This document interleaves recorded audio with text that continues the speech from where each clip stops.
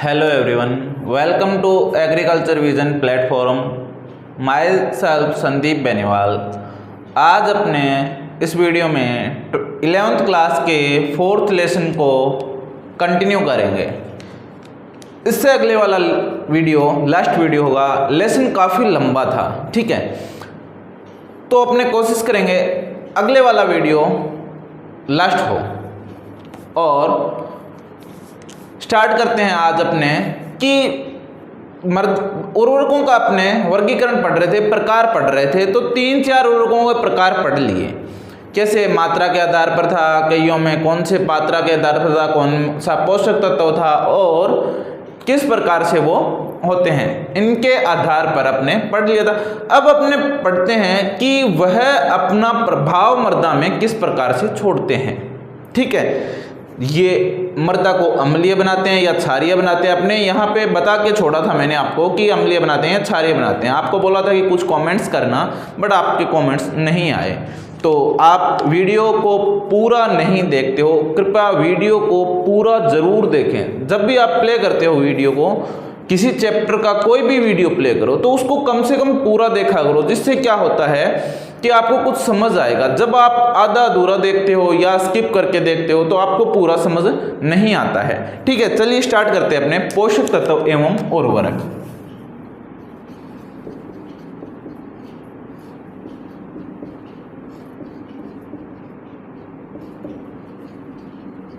पोषक तत्व एवं उर्वरक। अब अपने अंतिम क्लासिफिकेशन पढ़ेंगे मृदा पर प्रभाव के आधार पर। 4 अपने पढ़ चुके हैं, 5वां है मृदा पर प्रभाव के आधार पर। मृदा में या मृदा के ऊपर प्रभाव के आधार पर वर्गीकरण। तो मृदा पर क्या प्रभाव पड़ता है, या तो वो अम्लीय बनाएंगे या मृदा को क्षारीय बनाएंगे। सबसे पहले अपने इसकी परिभाषा देखते हैं क्या होती है। लगभग सभी उर्वरक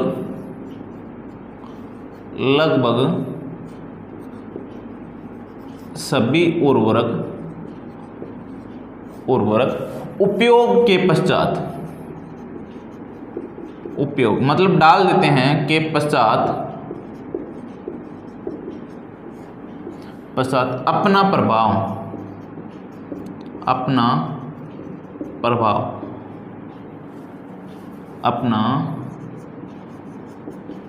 प्रभाव मृदा में जरूर छोड़ते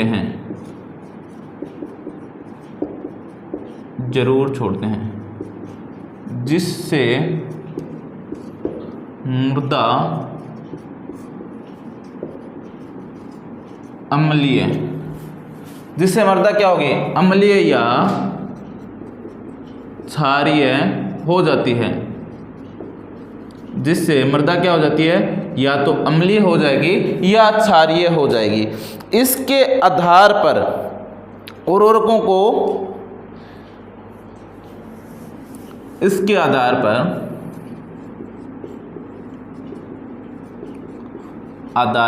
उर्वरकों को 2 भागों में विभाजित किया जाता है। 2 भाग कौन कौन से, अम्लीय उर्वरक और क्षारीय उर्वरक। जो अपना प्रभाव अम्लीय छोड़ते हैं, जिससे भूमि अम्लीय होती है, वो अम्लीय उर्वरक कहलाते हैं। जिनसे प्रभाव से भूमि क्षारीय होती है, वो क्षारीय कहलाते हैं। लिखते हैं सबसे पहला अम्लीय उर्वरक, एसिडिक फॉर्मिंग फर्टिलाइजर।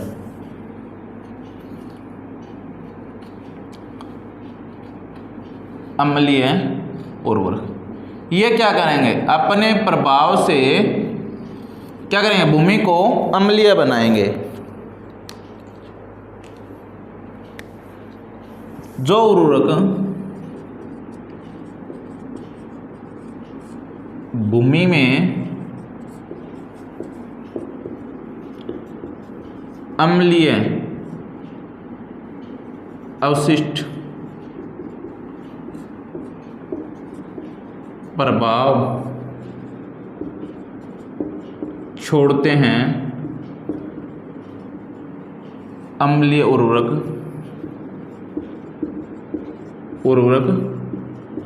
कहलाते हैं। यानी कि जो भूमि में अपना अम्लीय प्रभाव छोड़ेंगे वो कौन से उर्वरक कहलाएंगे? अम्लीय उर्वरक कहलाते हैं। इनके अम्लीय प्रभाव को नष्ट करने के लिए, इनके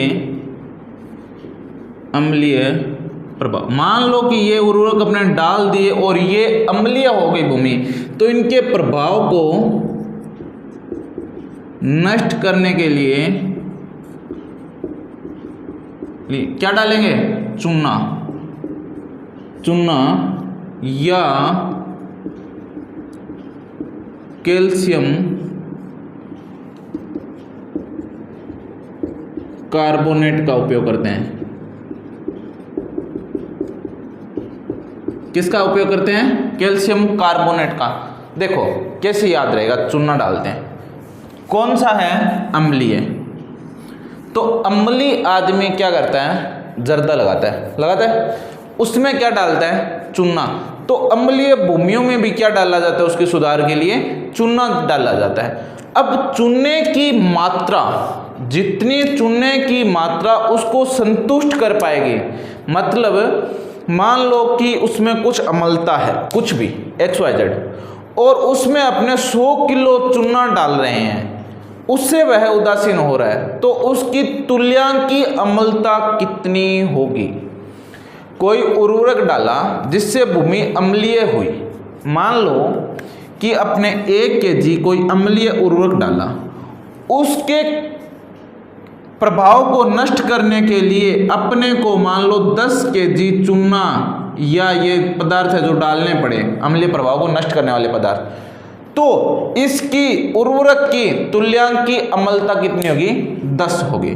इसी प्रकार कुछ उर्वरकों की तुल्यांकी अम्लता दी गई है, जिसको अपने पढ़ेंगे कि कौन कौन से किस की कौन कौन से पदार्थ की कितनी तुल्यांकी अम्लता होती है। सबसे पहले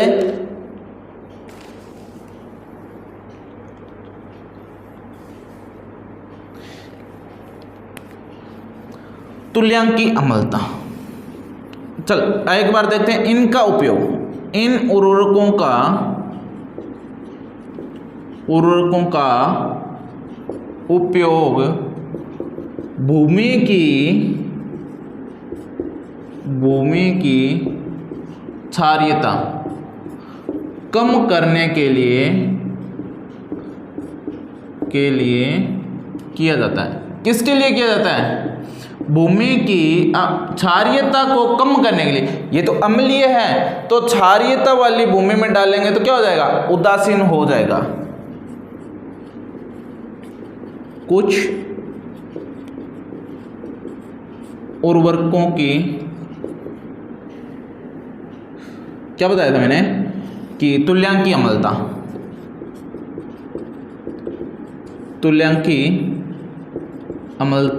निम्नलिखित है।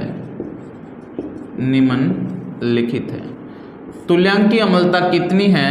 तो अपने कुछ उर्वरकों की तुल्यांकी अम्लता लिखेंगे, जैसे फर्स्ट एनहाइड्रस अमोनिया। अब इसकी तुल्यांकी अम्लता क्या होती है? सबसे ज़्यादा होती है, 148 होती है।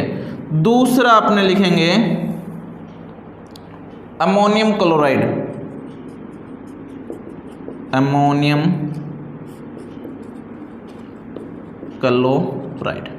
अब अमोनियम क्लोराइड की 128 होती है, 128 होती है। क्या तुल्यांकी अम्लता बता रहे हैं ये? Ammonium sulphate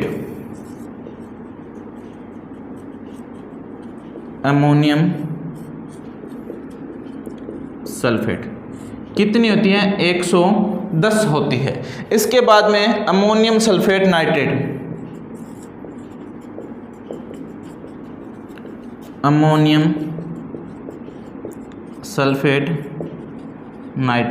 93। इसके बाद में अपने देखते हैं अमोनियम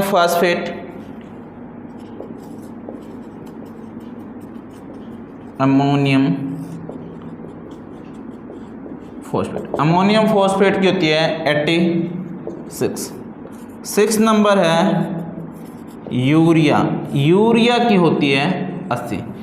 ठीक है, ये होती है इनकी तुल्यांकी अम्लता।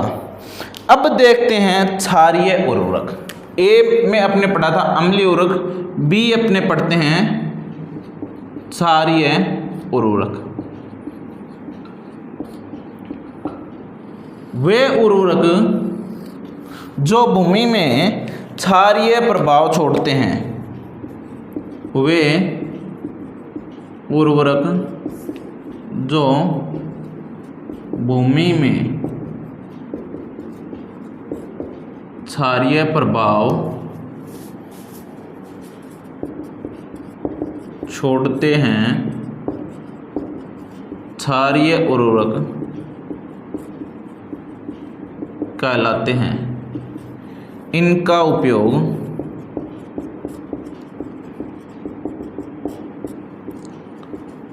अम्लीयता कम करने के लिए किया जाता है। अब देखिए, जिनका मान लो किसी कारणवश अम्लीय उर्वरक प्रयोग करने से भूमि अम्लीय हो गई, तो उनके सुधार करने के लिए अपने क्षारीय उर्वरक का उपयोग करेंगे, जिससे क्या हो जाएगी, भूमि क्षारीयता बढ़ने लगेगी तो अम्लीयता क्या हो जाएगी, कम हो जाएगी और उदासीन हो जाएंगे। तो इनको संतुलित रूप से उपयोग करना चाहिए। अब इनकी तुल्यांकी क्षारकता, कुछ उर्वरकों की वही तुल्यांकी क्षारकता, उर्वरकों की तुल्यांकी क्षारकता निम्नलिखित है, निम्नलिखित है। अब क्या होते हैं, कुछ जो उर्वरक होते हैं उनकी तुल्यांकी क्षारकता, तुल्यांकी क्षारकता क्या होती है, मतलब क्षारीय हो गए तो अम्लीय करने के लिए उनमें कितने चीजें डालनी पड़ेगी, वो उसकी तुल्यांकी क्षारकता होती है। सोडियम नाइट्रेट सबसे ज्यादा, सोडियम नाइट्रेट 29, सोडियम नाइट्रेट की 29, कैल्शियम नाइट्रेट 21, कैल्शियम नाइट्रेट की 21। उसके बाद में अपने देखते हैं calcium cyanide, calcium cyanide, calcium cyanide की कितनी 63 सबसे ज़्यादा होती हैं। ठीक है, इसके बाद में अपने एक और की देखते हैं die calcium phosphate, die calcium phosphate, इसकी कितनी होती है 25।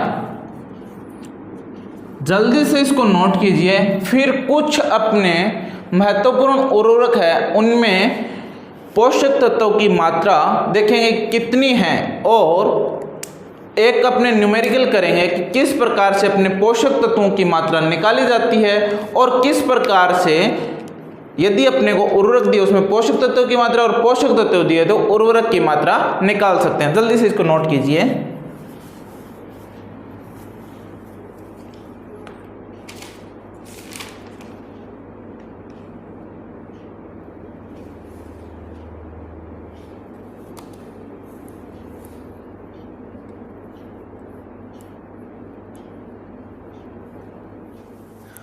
हाँ जी, अब अपने आगे पढ़ते हैं उर्वरकों की श्रेणी या ग्रेड। क्या होता है उर्वरकों की श्रेणी? देखिए, श्रेणी क्या होता है, ग्रेड या श्रेणी, उनमें उपस्थित पोषक तत्वों की मात्रा उसमें कितनी उपस्थित है, उनकी ग्रेडिंग उसी प्रकार से होती है। बड़े फलों की ग्रेडिंग क्या होती है, बड़े फल, सुंदर दिखने वाले, छोटे छोटे मक्खी वाले फल अलग निकाल दिए जाते हैं, ऐसे प्रकार ग्रेडिंग होती है। तो अधिक पोषक तत्व वाले या उनमें पोषक तत्वों की मात्रा की उपस्थिति के आधार पर उनकी क्या की जाती है, ग्रेडिंग की जाती है। चलिए लिखते हैं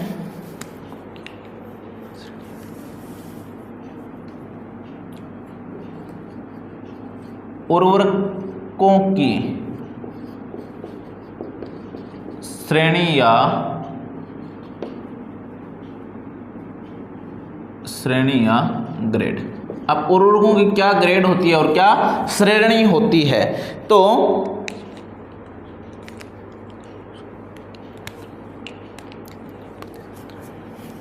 किसी उर्वरक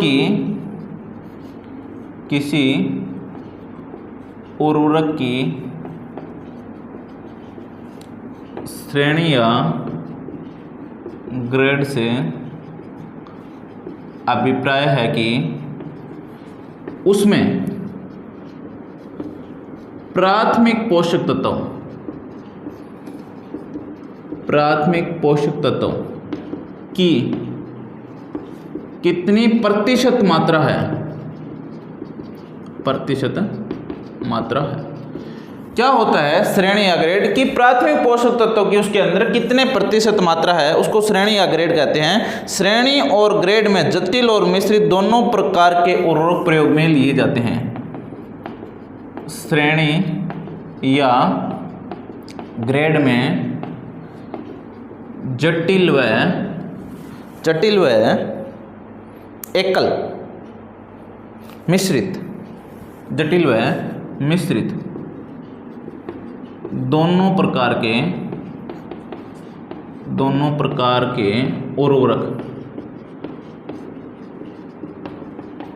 प्रयोग में लिए जाते हैं। ठीक है, तो जैसे कि उदाहरण के तौर पे देखते हैं, जैसे NPK इनमें 16, 12 और 8 ये है 16, 12 और 8 अर्थात NPK 16:12:8। इसमें क्या होता है, अर्थात इसमें नाइट्रोजन 16%, फॉस्फोरस 12% व पोटेशियम या पोटाश कितना 8% उपस्थित है। ठीक है, यह होता है। इसके बाद में अपने एक और होता है उर्वरक अनुपात या फर्टिलाइजर रेशियो। उर्वरक अनुपात या फर्टिलाइजर रेशियो। ठीक है,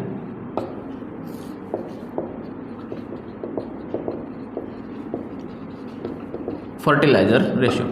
तो उर्वरक अनुपात या फर्टिलाइजर रेशियो क्या होता है कि उसमें इन सब उर्वरकों का अनुपात कितना है, कितनी मात्रा में, अनुपात की मात्रा में उपस्थित है। जैसे ये उर्वरक है, उपरोक्त उर्वरक कौन सा है अपने पास, ये है। तो इस उर्वरक में NPK किस अनुपात में अवस्थित है, उपरोक्त उर्वरक में। देखिए कॉमन लेते हैं इनमें, तो 4, 3, 2 अनुपात में उपस्थित है। तो 4 को अपने कॉमन लिया तो कि वह, इसका अभिप्राय क्या होता है, उर्वरक में प्राथमिक पोषक तत्वों की मात्रा, पोषक तत्वों की मात्रा किस अनुपात में उपस्थित है। ठीक है, जैसे इसमें किस अनुपात में उपस्थित है, 4, 3 और 2 अनुपात में उपस्थित है। अब अपने देखते हैं पोषक तत्वों की उपस्थित मात्रा। विभिन्न उर्वरकों में पोषक तत्वों की उपस्थित मात्रा। अब देखते हैं अपने कि अलग अलग उर्वरकों में पोषक तत्वों की मात्रा कितनी मात्रा उपस्थित है। ठीक है, इसके बाद में अपने एक न्यूमेरिकल करेंगे जिसमें अपने को पोषक तत्वों के बारे में दिया होगा कि कितने प्रतिशत होते हैं। इसमें देखते हैं अमोनियम सल्फेट। सबसे पहले अपने इजी देखते हैं, यूरिया में क्या होता है, नाइट्रोजन बराबर 46%। फिर देखते हैं DAP, नाइट्रोजन बराबर 18%, फॉस्फोरस बराबर 46%। ठीक है, इसके बाद में देखते हैं अपने ammonium sulphate. Ammonium sulphate, ammonium sulphate, ammonium sulphate में नाइट्रोजन होता है 20% और सल्फर होता है 23%। नाइट्रोजन, सल्फर, सल्फर, ठीक है, नाइट्रोजन 20% और सल्फर 23.7%। ठीक है, इसके बाद में अपने अगला देखते हैं एनहाइड्रस अमोनिया।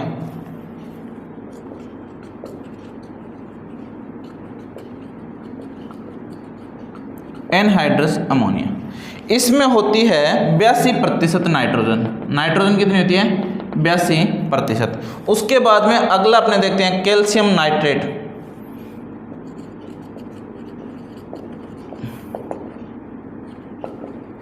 कैल्शियम नाइट्रेट, ठीक है, इनमें अपने कैल्शियम नाइट्रेट में होती है 15.5%। कितनी? 15.5% नाइट्रोजन होती है और कैल्शियम जो होती है 19.5%। कैल्शियम 19.5%। अब थोड़े से अपने SSP वगैरह लिख लेते हैं। SSP में सिंगल सुपर फॉस्फेट में 16% फॉस्फोरस होती है। फॉस्फोरस कितनी होती है? 16%। ठीक है, अब अपने एक ही न्यूमेरिकल करेंगे, ज़्यादा नहीं करते। बाकी जो उर्वरकों में पोषक तत्वों की मात्रा है उसका लास्ट में आपको, वीडियो के लास्ट में आपको एक टेबल मिल जाएगी, उसमें उर्वरकों की पोषक तत्वों की मात्रा लिखी होगी, कौन से उर्वरक में कितनी पोषक तत्वों की मात्रा, उसको नोट डाउन कर लेना। अब अपने देखते हैं कि प्रश्न किस प्रकार से पूछा जाता है। प्रश्न पूछा जाएगा, एक किसान गेहूं में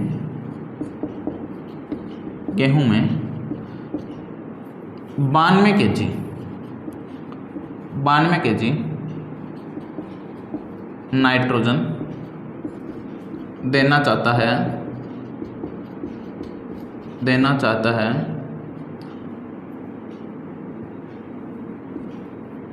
92 kg नाइट्रोजन प्रति हेक्टेयर देना चाहता है और उसके पास केवल यूरिया उपलब्ध है, तो किसान को 1 हेक्टेयर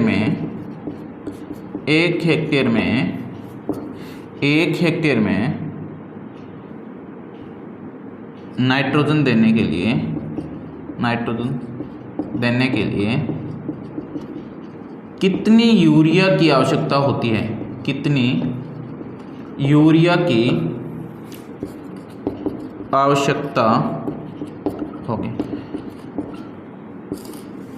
अब सबसे पहले देखते हैं कि वो किसान कितनी यूरिया दे रहा है। 92 kg।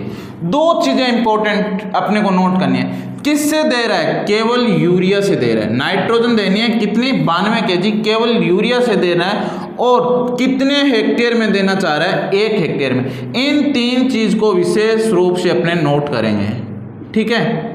इन तीनों चीजों को अपने विशेष रूप से नोट करेंगे।